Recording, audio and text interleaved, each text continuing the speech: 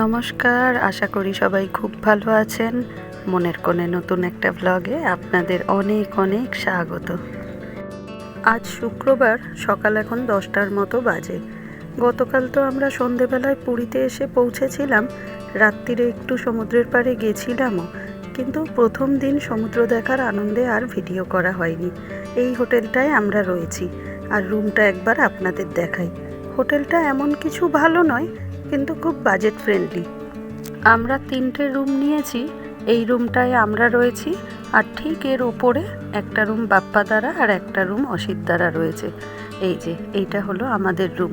দাঁড়ান, লাইটটা একটু জ্বালি।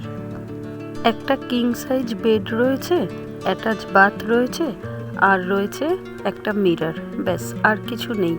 ঘুরতে এসে এইটুকু মানিয়ে নিয়ে থাকতেই হয়। আমাদের কোনো অসুবিধা হয় না এই রুমটাতে। লাগেজ বেশি করব না বলে একটা ট্রলিতেই সবার জামা কাপড় এনেছিলাম, কিন্তু ছেলে ঠিক তার ব্যাগটা এনেছে। ওই দেখুন, চেস্টটাও এনেছে ব্যাগের মধ্যে করে। আর ওদিকে রয়েছে বল। যতবার আমরা পুরী আসি এই হোটেলটাতেই থাকি আমরা। শুধু গতবারে যে এলাম লক্ষ্মী পুজোর সময়, সেই সময়টা এই হোটেলটা পাইনি, তাই এর পাশের হোটেলে ছিলাম। কিন্তু আমাদের পোষায়নি, জানেন। এর থেকে ভালো ছিল রুমগুলো, তাও এই জায়গাটা এমন সেট আপ হয়ে গেছে, আলাদা হোটেলে থাকতেই ইচ্ছা করছিল না। এইটা হলো কিচেন আমাদের। এই জায়গাটাতেই আমরা রান্না বান্না করছি। আজকে দুপুরে তো হয়েছে ভাত, আলু ভাজা আর মাটন। মা বলেছিল একটু শুক্তো, ভাত, মাটন আর চাটনি পাঁপড় করবে, কিন্তু বাপ্পাদারা এত ভালো সবাই, বলল এত কিছু ঝামেলা করে দরকার নেই, ঘুরতে এসছি, আনন্দ করব, এটাই অনেক। শর্টে যে রান্নাটা হবে সেটাই করুন। তাই বলল শুধু আলু ভাজা আর মাটন করলেই হবে। চলুন এবার চানের জন্য রেডি হই। এই যে পুচু আর লক্ষ্মীদি চলে এসেছে রেডি হয়ে, এখনও বাকি কেউ নামেনি। আমরাও রেডি হয়ে গেছি, তাই সবাইকে ডাকাডাকি করছি। অঞ্জনা আর বাবলি আসছে। এখন কিন্তু বেশি বেলা হয়নি, বাজে মাত্র 11টা। এই পুরীতে এসেই আমি দেখি ওয়েদারটা এমন থাকে, সকাল 11টার সময় মনে হয় যেন দুপুর 2:30-3টে বেজে গেছে। এই যে ছেলেও রেডি, বাপ্পাদাও রেডি, বাকি সবাই কোথায় গেল দেখি, তারপরে আস্তে আস্তে বেরাই।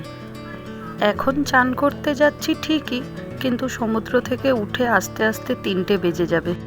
আমাদের এই হোটেলটা থেকে সমুদ্র মাত্র 1 মিনিটের দূরত্ব। এই যে অন্তরা বৌদি, অসিতদা, লক্ষ্মীদি আর মা, ওনারা আগে এগোচ্ছেন। তারপরে এই যে ওর পাপা আর বাপ্পাদা। ছেলেটার জন্য আমি একটু ওয়েট করছি, সে গেছে বল আনতে আবার। এই যে চলে এসেছে। অতনু, অঞ্জনা আর বাবলি আগে এগিয়ে গেছে। চলুন তাহলে ধীরে সুস্থে চান করতে যাই, একটু সমুদ্রে আনন্দ করি। গরম তো আছে অবশ্যই, কিন্তু এই জায়গাটায় এত হাওয়া দিচ্ছে, গরমের কিছু মনেই হচ্ছে না। আর সমুদ্রের চান করার আনন্দ তো রয়েছেই। দুপুর এখন 3:30 বাজে। ভেবেছিলাম সমুদ্রের সামনে গিয়ে কিছু ভিডিও করব, কিন্তু প্রথম দিন পুরীতে এসে স্নান করার আনন্দে কিচ্ছু আর ভিডিও করা হয়নি। মোবাইল, ব্যাগ সব ওই ম্যাগির দোকানে জমা রেখে আমরা সবাই জলে নেমে গেছিলাম, তাই কোনো ভিডিও করতে পারিনি। চলে এসেছি এখন রুমে, সবাই ফ্রেশ হয়ে খেতে বসেছি একসাথেই। লক্ষ্মীদি আর অন্তরা বৌদি মিলেই আমাদের খাবার বাড়ে। আমরা সবাই একসঙ্গে খেতে বসে গেছি প্রায়। এই যে অসিতদাকে দেখুন না, খেতে বসেছে, তাও মোবাইল হাতে করে। সেই নিয়ে একটু রাগানো হচ্ছিল অসিতদাকে। এখন খেয়ে দিয়ে একটু রেস্ট নেব, তারপর সন্ধে হলেই আবার বিচে চলে যাব। সন্ধে এখন 7:30, চলে এসেছি বিচে। খাওয়া দাওয়ার পরে সবাই একটু একটু ঘুমিয়ে নিয়েছি। তারপর সন্ধে হতেই রেডি হয়ে বেরিয়ে এসেছি বিচে। রাতের রান্না বান্নাও মা কমপ্লিট করেই এসেছে।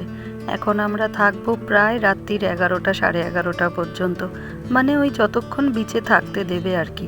ছেলেটাকে দেখুন না, কত দূরে চলে গেছে, একদম কথা শুনছে না, বারবার পায়ে জল লাগাচ্ছে আর বালি মেখে এদিকে আসছে।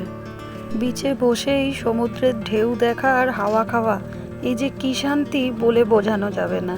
আর আমরা সব এক জায়গাতেই বসে রয়েছি, এখানেই টুকটাক খাবার দাবার যা আসছে খাচ্ছি আর এনজয় করছি। ছেলেটা একবার এসে বায়না করছে খেলনার জন্য, কিন্তু আমি বললাম তুই এখন বস, এখনও 3-4 দিন বাকি রয়েছে, পরে তোকে খেলনা কিনে দেবো, আজকে একটু শান্তিতে বসতে দে। রাত্রির প্রায় অনেকটা বেজে গেল জানেন, 11টা 10 হয়ে গেছে। বিচ প্রায় ফাঁকা হয়ে গেছে। আমরাও এবার গুটি গুটি পায়ে রুমের দিকে এগাই। তারপর খাওয়া দাওয়া করে লম্বা একটা আড্ডা দেবো, তারপর ঘুম। চলুন তাহলে ভিডিওটা আজ এখানেই শেষ করি।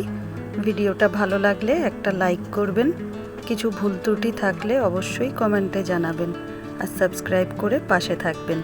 দেখা হবে পরের একটা নতুন ব্লগে।